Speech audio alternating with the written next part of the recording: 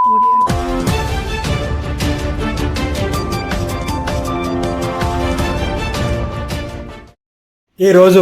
పెద్దపల్లి ఆర్యవైశ్య భవన్లో జరిగిన మహిళా సమావేశంలో భారత రాజ్యాంగ దినోత్సవ శుభాకాంక్షలు తెలుపుతూ రాజ్యాంగం ప్రజలకు కల్పించిన హక్కులు వాటి వినియోగంపై అవగాహన కల్పించిన పెద్దపల్లి జిల్లా బీసీజేఏసీ నాయకులు తాడూరు శ్రీమన్ గారు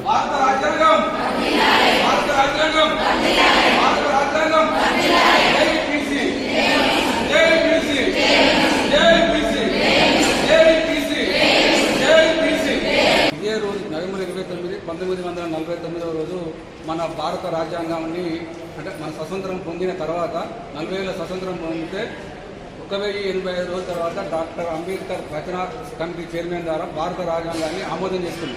భారత రాజ్యాంగం అంటే ఇవాళ మీరు ఇంత స్వేచ్ఛగా ఉన్నారు, ఇవాళ మీరు బంధువులు చేస్తున్నారు, స్వేచ్ఛగా మాట్లాడుతున్నారు, మీ హక్కుల కోసం పోరాడుతున్నారు.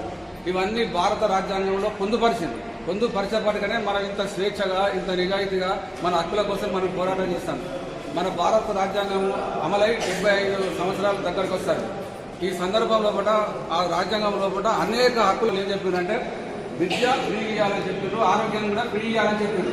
అంటే సమానత్వం ఉన్నది, స్వేచ్ఛ ఉన్నది భారత రాజ్యాంగం. సమానత్వం అంటే ఈ దేశ పౌరులంతా సమానం, ఒకరు దానికి ఒకరు తక్కువ కారణం. అట్లా రాజ్యాంగాన్ని అంబేద్కర్ భారత రాజ్యాంగం అమలు చేసిన రోజు సందర్భంగా మీ అందరికీ రాజ్యాంగం శుభాకాంక్షలు తెలియజేస్తూ, ముఖ్యంగా నేను ఎందుకు ఈ మీటింగ్ ఏర్పాటు చేసిన మహిళలు మీరు అందరూ ఇక్కడికి ఎందుకు వచ్చారు అంటే, నేను ఒక 22 దశాబ్దాలుగా 20 సంవత్సరాలుగా నేను సామాజిక బీసీ ఉద్యమాలు చేస్తాను. బీసీ ఉద్యమాలు అంటే బ్యాక్వర్డ్ క్లాసెస్ ఎవరెవరు ఉంటారంటే మంగళోళ్ళు, సాగలోళ్ళు, కాపోళ్ళు, గౌన్లోళ్ళు, యాదవులు అంటే మన పద్మశాలి అంటే చాలోళ్ళు, నాయబ్రాహ్మణులు అంటే మంగళోళ్ళు, ఇట్లా ప్రతి కులం అంటే కుమ్మరోళ్ళు, విశ్వబ్రాహ్మణులు అంటే హౌసులోళ్ళు, కంచరోళ్ళు, ఇట్లా ఒక 136 కులాలు ఉన్నాయి బీసీలలో. ఆ బీసీ కులాల హక్కుల గురించి నేను ఒక 20 సంవత్సరాల నుంచి పోరాటం చేస్తాను. బీసీల హక్కుల 18వ తారీఖు నాడు ఒక సమ్మె, స్కూళ్ళు బంద్ అయినాయి, పాఠశాలలు బంద్ అయినాయి, అన్ని బంద్ అయినాయి. ఆ సమ్మె బీసీల సమ్మె గురించి, ఎందుకంటే రిజర్వేషన్లు 42% పెంచాలి. దాని గురించి మన రేవంత్ రెడ్డి ముఖ్యమంత్రి గారు ఏం చేశాడంటే బీసీలకు 42% రిజర్వేషన్లు ఇస్తా అన్నాడు, జైలు ఇస్తా అన్నాడు స్థానిక సంస్థలలో. అంటే రేవంత్ రెడ్డిని ముఖ్యమంత్రిని చేసినాక ఆయన ఏం చెప్పిండు, 42% రిజర్వేషన్ల ద్వారానే బీసీలకు హక్కు కల్పించే రిజర్వేషన్ అమలు చేసి మనకు ఎన్నికలు పెడతా అన్నాడు. ఇప్పుడు ఏం చేసిండు, చలో 3000 కోట్లు కేంద్రం నుంచి రావాలని చెప్పి ఆ సర్పంచ్ ఎన్నికలు పెడతాడు, అది వేరే విషయం. ఆ రకంగా బీసీలకు కూడా మనకు హక్కులు కావాలి, మనం పోరాటం చేయాలి. మనం అంతా చాలా మంది దీనిలో బీసీలు ఉండదు, అంటే దళితులు ఉండదు, ఈపుదాసులు ఉండదు, అగ్రవర్ణాలు కూడా ఉండదు. అగ్రవర్ణాలు కూడా ఈడబ్ల్యూఎస్ ఉండదు, రిటైర్మెంట్ రికన్స్ట్రక్షన్ అండి, వాళ్ళకు కూడా రిజర్వేషన్లు మోడీ కల్పించింది అగ్రవర్ణాలకు కూడా. ఇప్పుడు మనకు బీసీలు అన్ని కులాల కన్నా ఎక్కువ కులాలు బీసీలు ఉంటాయి. 60%, 50% బీసీలు ఉన్నాయి. అంటే 60% భారత రాజ్యాంగంలో ఏం చెప్పిండు అంబేద్కర్ అంటే ఎంతమంది ఉంటే అంతమందికి సమాన హక్కులు ఇవ్వాలి, సమానత్వం రావాలి అని చెప్పిండు. అంటే మన వాట మనకు కావాలి అని చెప్పిండు. ఇక్కడ మన భారతదేశంలో 80 సంవత్సరాలు అయితే స్వతంత్రం వచ్చి మనకు బీసీలకు హక్కులు అన్ని ఎస్సీలకు వచ్చినాయి, ఎస్టీలకు వచ్చినాయి సమానత్వం హక్కులు, కానీ మనకు రాలేదు. రాజ్యాంగ పరంగా మనకు లేవు. రాజ్యాంగ పరంగా ఇవ్వకపోతే మనం పోటీ చేసే అధికారం ఉండదు. మనకు ఉద్యోగాలు, ఈ నామినేటెడ్ పదవులు రావు, అట్లా లోన్లు రావు, ఎవి రావు. ఇప్పుడు వాళ్ళకు ఎస్సీలకు లోన్లు ఉన్నాయి, ఎంటర్ప్రైజర్స్ వాళ్ళకు మహిళలకు కూడా లోన్లు ఇస్తారు, ఎస్సీలకు లోన్లు ఇస్తారు. మనకు బడ్జెట్ లేదు. మొన్న రేవంత్ రెడ్డి ఏం చెప్పింటే మనకు బడ్జెట్లో 20,000 కోట్లు పెడతా అన్నాడు. అంటే బీసీలకు ప్రత్యేకమైన బడ్జెట్ పెడతాను. ఆ బీసీలకు ప్రత్యేకమైన బడ్జెట్ పెడితే అప్పుడు ఎందుకంటే దళిత బంధు ఇచ్చింది హైదరాబాద్ కానిస్తుంది సార్ 10 లక్షలు. ఎందుకు ఇచ్చింది, వాళ్ళకి రాజ్యాంగంలో హక్కు ఉన్నది కాబట్టి కేసీఆర్ ఇవ్వగలిగి, మన బీసీలకు హక్కు లేదు కాబట్టి మనకు 10 లక్షలు ఇచ్చే పరిస్థితి లేదు. ఇప్పుడు మన హక్కులు పొందాలంటే ముఖ్యంగా మీరు ముందుకు రావాలి. ఎక్కడ కానీ మహిళలు ఎక్కడైతే ముందుకు వచ్చి పోరాటాలు చేస్తారో అక్కడ ఉద్యమాలు సఫలీకృతమైతే, విజయవంతమైతే. మనకు దూన్సి లక్ష్మీబాయి ఉన్నారు, సావిత్రిబాయి పూలే అని పేరినారా, ఆమె గుజరాత్.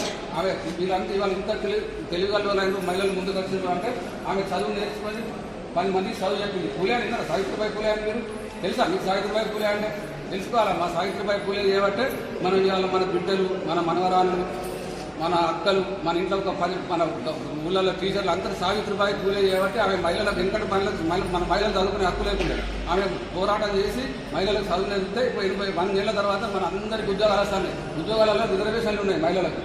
అట్లనే ఆ రకంగా రిజర్వేషన్లు ఉన్నాయి కాబట్టి బీసీల హక్కుల గురించి నేను పోరాడతాను. బీసీ హక్కులలో చాలా మంది ఇక్కడ బీసీ మహిళలు ఉన్నారు. ఈ బీసీ మహిళల గురించి ఏం చెప్తానంటే మీరు కూడా ఈ పోరాటం పోరాటంలో రాని ఇప్పుడు మీరు ఎట్లయితే పోరాటాలు చేస్తారో మీ గ్రామాలకు పోయిన తర్వాత బీసీల హక్కులు అంటే ఏంటి, బీసీలు అంటే ఎవరు, కొద్దిగా మీరు అవగాహన కల్పించుకొని బీసీల హక్కుల గురించి మనం పోరాటాలు చేయాలి. పోరాటాలు చేస్తే మన భవిష్యత్తులో మనకు కష్టమైంది. ఇప్పటికీ మనం ఎన్ని లక్షల రూపాయలు సంపాదించినా, ఎన్ని వేల రూపాయలు సంపాదించినా మనకు అతిగతి ఇంటికి పోతే ₹1 దొరికింది, మళ్ళీ అప్లై చేస్తాను. మన కుటుంబాలు 20,000 సంపాదిస్తే 30,000 అప్లై అవుతాను. ఒక్కసారి ఆసుపత్రికి పోతే 10,000 పడకపోతే ₹50,000 ఖర్చు వస్తాను. ఇవన్నీ వస్తానికి కారణం ఏంటంటే మనం మన హక్కుల గురించి కోల్పోయినా, మనకు తెలుస్తలేదు, మన హక్కుల గురించి మనం పోరాడతలేదు. మనం ఇవాళ మన బీసీ హక్కుల గురించి పోరాడితే మనకు ఉచిత విద్య వస్తుంది, ఉచిత వైద్యం వస్తుంది, ఇవన్నీ మనకు అందుతాయి. ఎందుకంటే బడ్జెట్లో ప్రవేశపెడుతుంది.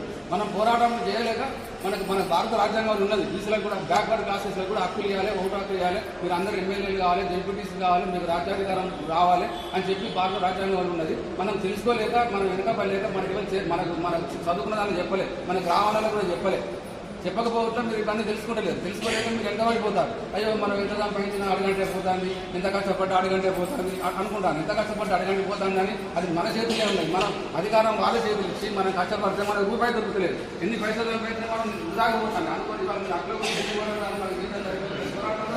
అందుకోసం మనం కూడా బీసీల అక్కడ గురించి గ్రామాలకు వెళ్ళిన తర్వాత చాలా మంది మైనారిటీలు ఉన్నారు, వాళ్ళకు కూడా ఎన్నో ఇబ్బందులు పడతారు, వాళ్ళకు ఎన్నో కష్టాలు పడతారు. సమానత్వం భారత రాజ్యాంగంలో పొందుపరిచేది. మీరు అందరూ స్వేచ్ఛ సమానత్వం మన హక్కుల గురించి బీసీ మహిళలు కూడా ముందుకు రావాలి, ముందుకొచ్చి బీసీ ఉద్యమాలు చేయాలి. మీరు ఊళ్ళలో కూడా వాళ్ళతో వీళ్ళకు బీసీ అంటే ఏంది, బీసీలో ఓటు వేసుకోవాలి. మన 60% ఉన్నాం, మన ఓటు వాళ్ళు వేసుకుంటున్నాయి. అగ్రవర్ణాలు ఓటు వేస్తాం, అగ్రవర్ణాలు ఓటు వేసుకోవాలి. మనం ఓటు